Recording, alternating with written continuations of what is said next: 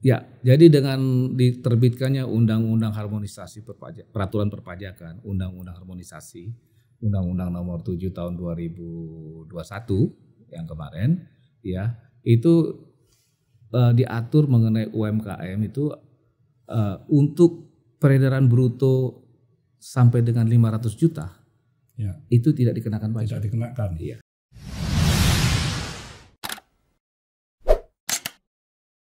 Nah Pak John, ini ada WNI tinggal di luar negeri Ya. dan mempunyai penghasilan di luar negeri. Ya. Apakah wajib pajak tersebut harus mengikuti PPS atas perolehan yang di luar negeri? Ya. Jadi untuk menjawab pertanyaan itu kita harus dudukkan dulu status yang bersangkutan. Ya, menjadi wajib pajak negara tersebut atau Wajib pajak Indonesia ya Pak? Wajib pajak Indonesia atau wajib pajak luar negeri. Luar negeri. Itu harus kita dudukkan status. Ya. Nah, kita harus melihat dasar hukumnya. Dasar hukumnya itu ada di Undang-Undang Ciptaker, Undang-Undang Nomor 11 Tahun 2020, ya. Di situ ada diatur yang dimaksud dengan subjek pajak luar negeri yang tinggal, ya syaratnya dia harus tinggal di Luar Indonesia negeri. Ya. itu kurang dari 183 hari dalam 12 bulan. Ya. 183 hari dalam 12 bulan ini yang kita sebut dengan time test. Yes. Kalau dia berada di Indonesia kurang dari time test, ya tidak serta-merta warga negara Indonesia itu menjadi subjek pajak luar negeri. Ya. Tidak serta-merta. Ya. Dia harus memenuhi additional requirement Oke. yang kita kenal dengan dual resident test. Yes. Ya, pertama kita harus lihat dulu permanent home available. Ya. Apakah dia punya tempat tinggal tetap di luar negeri? Oke. Ya itu Pak ya. Kemudian kalau yes, jadi pengujiannya itu berdasarkan hierarki. Ya. Hierarki test, ya. Kalau iya, maka kita uji yang kedua. Oke. Ujian kedua adalah center of vital interest, baik dari ekonominya maupun dari kekerabatan family-nya. Apakah secara ekonomi, hubungan ekonomi dan hubungan kekerabatan keluarga intinya itu ada di luar negeri? Katakanlah yes juga, ya. Nah, baru ujian ketiga, habitual abode. Habitual abode itu artinya apakah yang bersangkutan itu sering berada di luar negeri? Ya. Nah, kalau 3 persyaratan tadi memenuhi syarat, baru selanjutnya apakah yang bersangkutan sudah menjadi wajib pajak luar negeri? Ya. Dia harus bisa menunjukkan dalam bentuk COR, Certificate of Resident, yang dikeluarkan oleh competent authority dari negara bersangkutan, kantor pajak bersangkutan. Baru yang terakhir mesti ada persetujuan tertulis dari Direktur Jenderal Pajak. Oke. Jadi kumulatif requirement ini harus dia penuhi. Penuhin dulu. Nah seandainya dia katakanlah subjek pajak luar negeri, Ya. maka nggak perlu. Oke.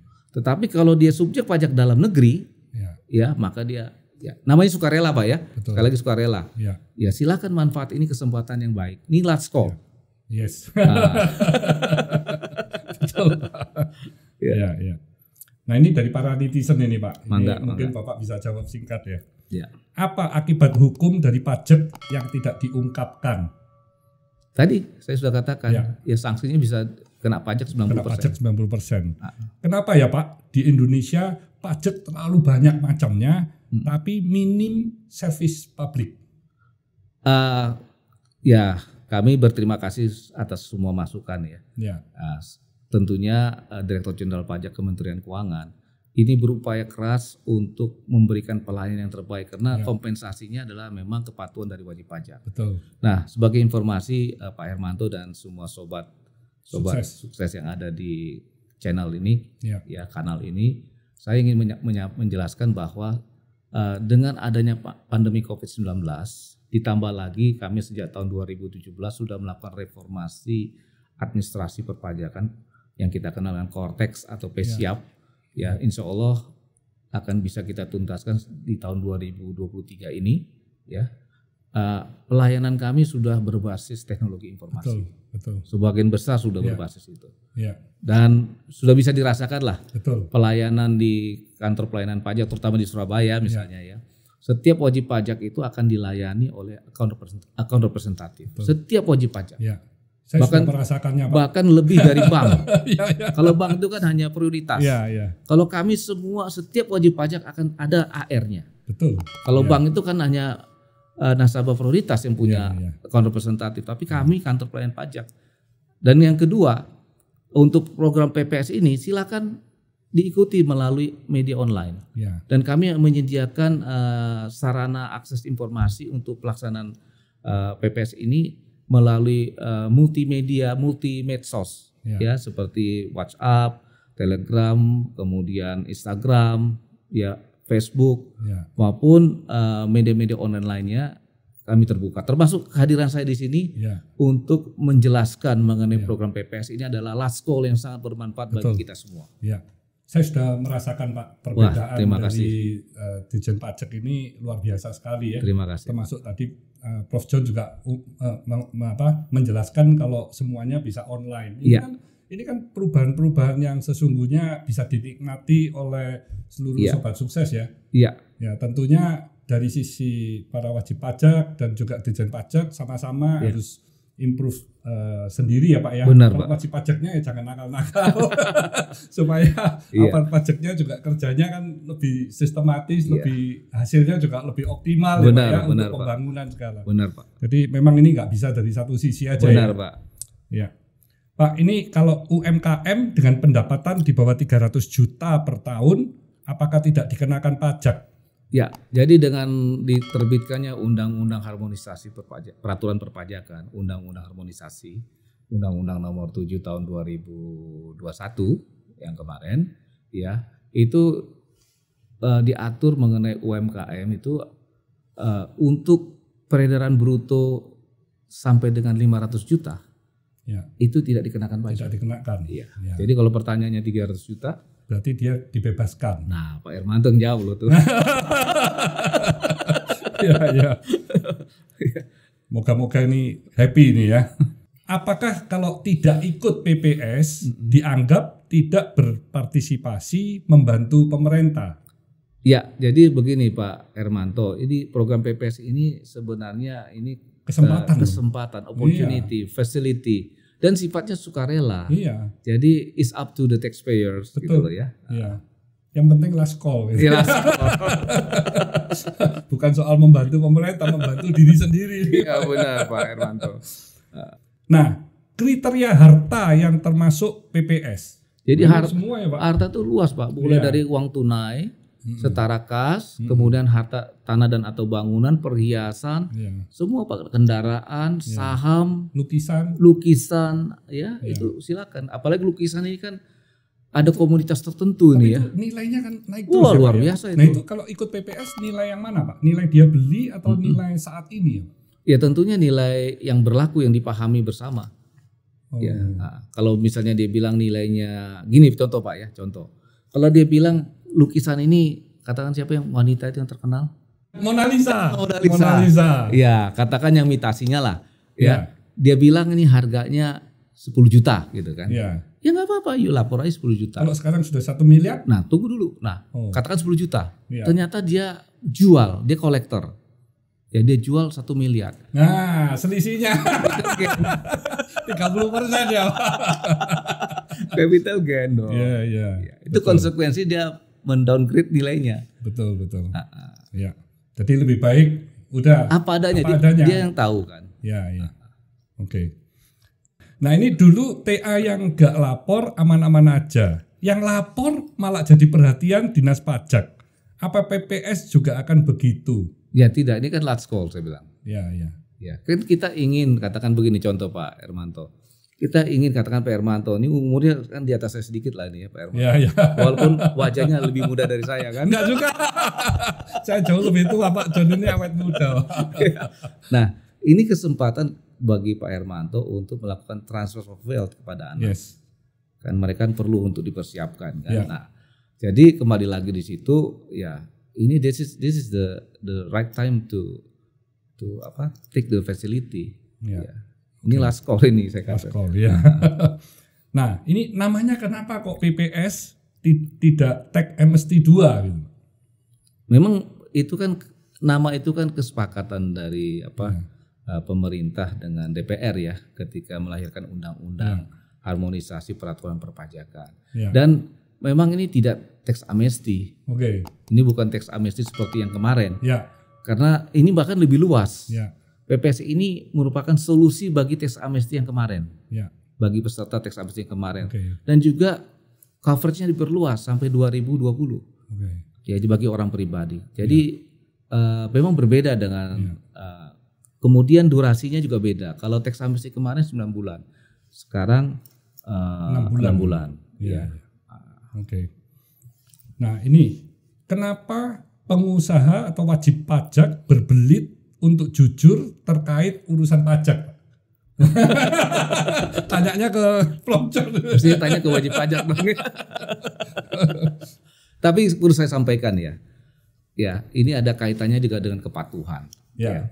Jadi sejak tahun 2018 kita sudah begitu aktif dan intens melakukan pertukaran informasi keuangan untuk tujuan perpajakan dengan banyak negara. Betul. Karena Indonesia selain jadi anggota G20, kita juga jadi anggota di berbagai forum-forum internasional, komunitas internasional seperti Inclusive Framework on BEPS, ya. Kemudian juga kita aktif di aktivitas pertukaran informasi, dan kita juga menandatangani berbagai perjanjian internasional, diantaranya multilateral Competent Authority Agreement, ya, membuat kita bisa akses bertukar informasi dengan 144 negara jurisdiksi di dunia, termasuk sebagian besar itu adalah negara-negara tax haven countries yang dulu kita kenal seperti Cayman Island, Bermuda dan sebagainya. Ya, nah itu mereka bertukar informasi dengan kita, Pak. Betul. Nah, jadi itu sudah kita lakukan sejak tahun 2018 kemarin. Nah, kemudian terakhir 2021 kemarin. Dan ini akan kita lakukan terus ke depan, Pak. Dan jumlahnya akan bertambah. Dan dengan sistem komputerisasi kan semuanya juga lebih canggih. Termasuk juga pembenahan sistem administrasi di kantor pajak Kementerian Keuangan ini terus di-develop terus, Pak. Oke. Nah, ini bagi sobat sukses dan juga para wajib pajak ya. Kalau ada pengusaha yang tidak jujur atau mungkin menyimpan data, ya itu nanti akan rugi sendiri kan ya, karena sanksi-sanksinya akan lebih berat, dan juga pengusaha biasanya tidak akan bisa fokus bekerja, Pak. Karena bagaimana untuk meningkatkan pajak, tapi di samping memikirkan persaingan yang semakin hebat, tapi juga bukunya banyak, Pak. Mungkin ada 2, 3, 4 pusing. Bagaimana meminta para karyawan untuk berintegritas tapi ownernya enggak gitu. Nah, ini kan nggak bisa juga ya. Jadi kan pasti juga dilema kan, Pak ya. Nah, integritas benar, itu kan sangat penting, dan juga dari sisi perpajakan di Indonesia PPh juga sudah diturunkan, Pak ya. Ini dari 25 ke 22. Kalau nanti yang IPO lebih dari 40% ke turun lagi jadi 19% ya. Jadi ini termasuk tarif yang cukup bersaing lah ya, kompetitif dengan Singapura. Dibandingkan kalau dengan di negara-negara maju kan sudah 40-50%, Pak tinggi ya. Sekali, Pak. Tinggi sekali. Dan ini dividen juga sudah nggak kena pajak lagi. Kalau dulu kan double ya, Pak. Habis perusahaan kena, masih bagi ke pemegang saham masih kena pajak. Jadi lagi. Perlu saya jelaskan prinsipnya dividen itu kena pajak, Pak. Prinsipnya ya. Namun tidak dikenakan pajak bila kalau investasinya 3 tahun kan, Pak? Ya, di Indonesia. Iya, di Indonesia. Kan itu gampang, Pak. Iya, benar, Pak. Kalau sudah punya uang ya diinvestasikan. Benar, Pak. Jangan dibelikan mobil, belikan tas atau untuk foya-foya. Jadi mendidik agar perusahaannya itu terus bisa bertumbuh berkembang, kan, Pak. Diinvestkan lagi ke perusahaan kan bisa, boleh, Pak. Boleh. Iya kan? Jadi akhirnya perekonomian Indonesia ini semakin tinggi pertumbuhannya ya. Dalam bentuk direct investment, portfolio investment, silakan. Iya. Nah, untuk PPS ini sudah dimulai awal tahun ini ya, Pak? Iya, Januari ini, Pak. Sampai saat ini, nah ini udah banyak ya, Pak. Kalau bocoran sudah banyak nih dapat ini apa? Yang ikut maksudnya, Pak ya? Iya, yang ikut lumayan banyak, Pak. Sudah banyak. Dan biasanya ini baru rame itu nanti kira-kira seminggu sebelum berakhir nih. Mei, Juni. Kalau boleh mulai sekarang lah. Iya. Dan nanti kalau mau diperbaiki silakan. Ya. Bisa diperbaiki. Karena ini bisa berkali-kali. Berkali-kali sampai dengan akhir Juni. Ya. Daripada nunggu pas Juni panik nanti. Iya. Panik. Jadi masih ada yang ketinggalan lagi gitu. Ya dicicil aja. Iya. Ya, daripada gitu. Nanti dapat surat cinta kan Pak ya. Perolehannya sudah mencapai sesuai target atau ya, masih belum nih Pak? Kalau harta yang dilaporkan diungkapkan itu sudah 2,7 triliun. 2,7. Itu sesuai target nggak Pak? Ya tentu kami ingin lebih dari itu. Oke. Karena TA dulu kan 100 lebih ya Pak ya? Iya. 103 triliun ya Pak ya? Iya. Iya. Makanya ini mestinya harusnya juga suatu kesempatan ya bagi wajib pajak. Iya, ini kesempatan sebenarnya. Iya. Kesempatan ya. Nah Pak, kalau mengenai tax ratio Pak ya di Indonesia ini kalau dibandingkan dengan negara-negara tetangga itu bagaimana ya Pak ya? Iya, tax ratio kita memang perlu ditingkatkan Pak. Karena di Indonesia kan ada pajak-pajak daerah, pajak-pajak. Itu di luar itu Pak. Nah ya, ini kan mungkin karena tidak jadi satu ya Pak. Kalau digabung sehingga secara persentage kelihatannya di Indonesia kan rendah ya Pak. Iya, kalau digabung cara menghitung tax ratio memang ada beberapa versi Pak. Makanya tiap negara kan mungkin beda-beda kan Pak. Iya, kalau kita itu persentasenya aja mungkin Indonesia rendah. Kalau kita itu hanya pajak yang dikelola oleh pemerintah pusat. Oleh Dirjen Pajak aja. Iya, Dirjen Pajak itu dibagi dengan PDB kita. Iya. Nah, sedangkan seperti Malaysia itu bahkan penerimaan PNBP mereka dari sektor migas itu pun digabung masuk. Makanya mereka nilainya tinggi ya. Oke. Jadi nggak bisa dibuat patokan dong Pak. Iya, nggak bisa apple to apple, mesti ada di cleansing dulu, mesti di-adjust dulu, baru bisa dibandingkan. Tapi harapan dari kita semua dengan adanya PPS ini pun tax ratio-nya bisa meningkat kan? Iya, karena kan basis pemajakan jadi lebih luas Pak. Iya. Basisnya, jadi katakan tadi ini contoh Pak. Ya. Ada aset sekitar 2, sekian triliun, 2,7 triliun ini yang sebelum program PPS ini nggak dilaporkan. Ya. Nah sekarang sudah ada program PPS ini dilaporkan kepada pemerintah. Ya. Nah tentunya kita harapkan dari harta tadi ini akan berkembang biak menjadi potensi-potensi penerimaan pajak di masa depan. Ya. Itu. Jadi sangat bagus ya. Iya. Termasuk yang kedua. Dengan adanya program PPS mungkin dia dulu belum punya NPWP Pak. Ya. Nah, dia lihat ini ada kesempatan untuk menyelesaikan masa lalu dia. Ya. Ya sampai dengan 2020. Ya. Nah, dia mendaftarkan diri untuk mendapatkan NPWP. Ya. Kemudian dia ikut program PPS dengan menyampaikan SPT tahunan tahun 2020. Ya. Ini banyak juga Pak, mungkin sobat sukses ini kan banyak yang nggak punya NPWP seperti tadi Prof John ngomong ya. Karena dia berpikir pendapatannya tidak sampai batasan 54 juta itu tadi PTKP. Sehingga dia tidak mempunyai NPWP, tapi punya penghasilan lebih kurang misalkan 50 juta setahunnya ya Pak ya. Karena dia juga masih tinggal di orang tua, mungkin dia bisa saving 40 jutaan lah setahun ya. Nah kalau 40 juta disimpan dalam 2-3 tahun, terus dia beli mobil, nah itu kan dilema ya Pak ya? Karena dia nggak punya NPWP, nggak pernah lapor. Karena data dia akan masuk ke kami itu. Pembelian mobil-mobil itu uangnya kan juga meningkat Pak, uangnya. Tapi sesungguhnya perolehannya dari penghasilan yang tidak kena pajak Pak. Benar. Makanya Pak kalau di luar negeri, seseorang yang sudah usianya dewasa, itu kan pasti sudah punya jadi ini ada kaitan juga, ya, Pak, ya? Ada kaitannya juga Pak Hermanto dalam Undang-Undang Harmonisasi Peraturan Perpajakan kita kan NIK itu mau dijadikan NPWP. Iya. Nah, jadi otomatis. Jadi nggak perlu apply NPWP lagi kan, Pak? Udah otomatis itu. Ya. Jadi NIK itu akan dikonvert menjadi NPWP. Nah ini dalam proses. Ya, dalam proses di internal DJP Kementerian Keuangan untuk merealisasikan apa yang diamanahkan oleh undang-undang. Oke. Jadi kalau menurut dari Prof John, kalau misalnya ada wajib pajak yang penghasilannya memang di bawah 54, tetap sebaiknya melaporkan SPT-nya ya Pak ya? Kalau dia begini Pak Hermanto, kalau dia katakan penghasilan di bawah PTKP itu tidak perlu dia menyampaikan SPT-nya gitu ya. Apalagi belum punya NPWP. Dari pendapatannya tadi Pak, lama-lama kan jadi banyak setelah 3-4-5 tahun. Tetapi sekarang ini kan kebutuhan NPWP itu kan menjadi suatu kebutuhan. Oh iya. Apalagi kalau dia katakan mau melakukan transaksi usaha dan sebagainya, mau beli rumah dan sebagainya, kan ditanya mana NPWP-nya. Katakan di perusahaan juga akan nanya, betul. Mana NPWP-mu? Kalau enggak dia akan dikenakan tambahan pasal 21 20% dari tarif yang seharusnya gitu kan. Jadi suatu kebutuhan NPWP ini. Termasuk katakan kalau dia memberikan jasa kan objek pemotongan pasal 23.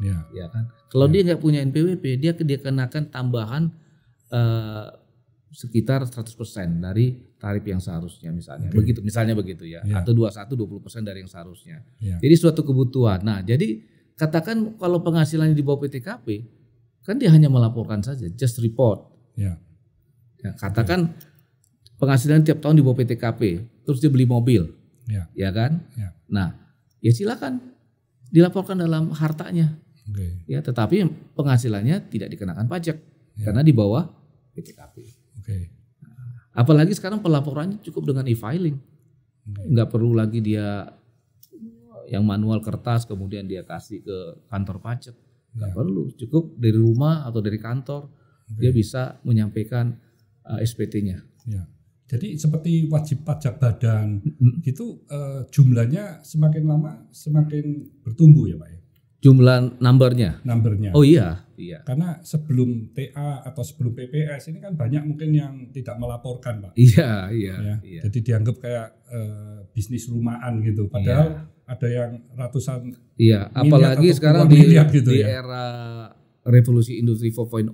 Ya sekarang kan banyak anak-anak muda itu online yang doing bisnis online. Ada yang 500 miliar. Nah, itu ada dia. yang 1 triliun. Nah, itu dia. saya sampai kaget. Iya. Dan hebatnya lagi Pak, PPh-nya Pak. Saya tanya kan net profitnya berapa? 35% Pak.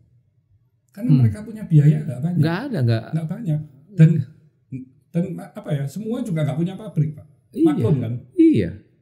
Jadi benar-benar lean. Itu secara teks sudah kena Pak PPN dari penjualan online? Iya, kena. Sudah ada ya? Kena. Baik itu player asing maupun jadi dalam antara online sama offline sudah fair ya Pak ya di dalam persaingan ya? Iya, treatmentnya sama. Treatment sama. Bukan hanya offline sama online, termasuk juga yang online yang for overseas dengan yang onshore. Itu sama. Termasuk wajib pajak Pak ya? Wajib pajak yang masih baru maupun yang sudah lama, yang mungkin sudah menjadi langganan surat cinta gitu ya. Nah, ini juga perlakuannya sama ya Pak? Sama treatmentnya. Ya. Contoh misalnya, mohon maaf saya menyebutkan ada penyelenggara perdagangan melalui sistem elektronik. Yang kita kenal lah, kita kan biasa dengan yang lokal-lokal itu Tokopedia gitu ya. Nah, itu mereka sebagai pemungut. Pemungut pemotong di situ. Termasuk juga yang dari luar negeri.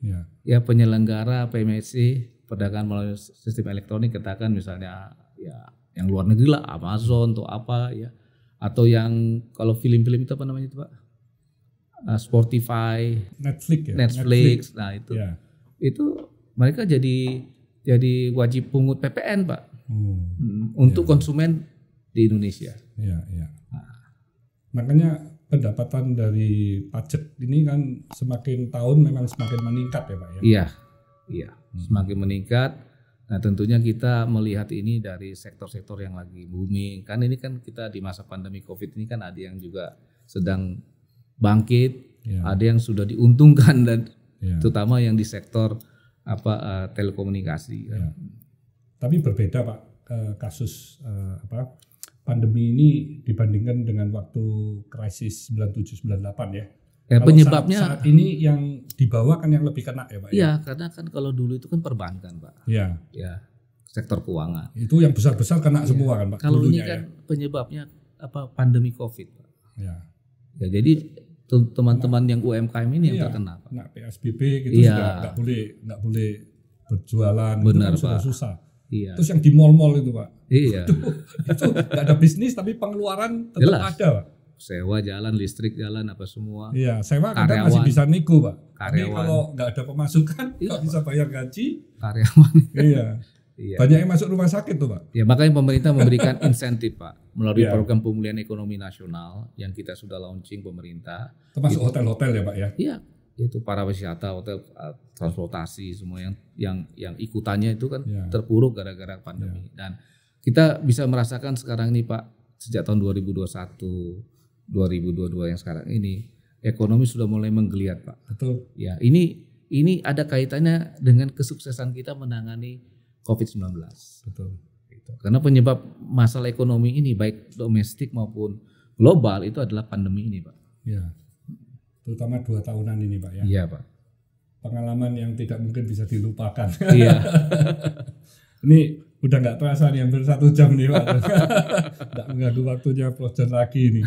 Nah mungkin di closing ya Pak. Iya, Pak. Apa harapan dari Bapak kepada para wajib pajak, terutama khususnya untuk program PPS ini Pak ya? Iya. Bapak bisa silakan. Iya. Sobat sukses yang saya hormati, program PPS ini, program pengungkapan sukarela ini adalah kesempatan ya yang diberikan pemerintah untuk kita semua para pembayar pajak untuk menyelesaikan permasalahan perpajakan kita. Mungkin ada pelaporan SPT tahunan kita, khususnya orang pribadi maupun yang pernah ikut TA yang kemarin mungkin ragu ya, ada jebakan Batman lah, jebakan apalah gitu ya yang nggak jelas itu ya. Nah, this is the last call for you all and me ya untuk memanfaatkan program ini dengan sebaik-baiknya. Percayalah sama pemerintah selalu memberikan yang terbaik bagi kita warganya, terutama para pembayar pajak. Apalagi kita ini merupakan kontributor bagi kelangsungan pembangunan yang sudah berlangsung saat ini dan juga mendukung pemerintah untuk mengatasi pandemi COVID-19 dan juga untuk membantu pemerintah memulihkan ekonomi nasional yang sempat terganggu akibat pandemi COVID-19. Mungkin demikian imbauan dari saya. Sekali lagi terima kasih kepada Sobat Sukses dan khususnya Pak Hermanto. Terima kasih Pak John. Ya. Nah ini Sobat Sukses sudah diingatkan lagi nih sama Prof. John ya. Ini adalah last call ya. Jadi buat wajib pajak dan para Sobat Sukses, manfaatkanlah program PPS ini dengan sebaik-baiknya ya. Karena database dari karton Ditjen Pajak ini semakin lama itu semakin canggih ya, dan bagi para wajib pajak, pengusaha, fokuslah bagaimana untuk membesarkan bisnis kalian ya dengan transparan, sehingga dengan membayar pajak lebih banyak, otomatis penghasilan dari badan maupun perorangan juga lebih banyak. Kita harus bersyukur karena semua pembayaran pajak kita itu justru juga untuk pembangunan perekonomian Indonesia yang nantinya juga akan berputar ya. Jadi semuanya akan mendapatkan manfaatnya demi Indonesia maju, Indonesia hebat ya. Stay humble, stay positive, stay on fire.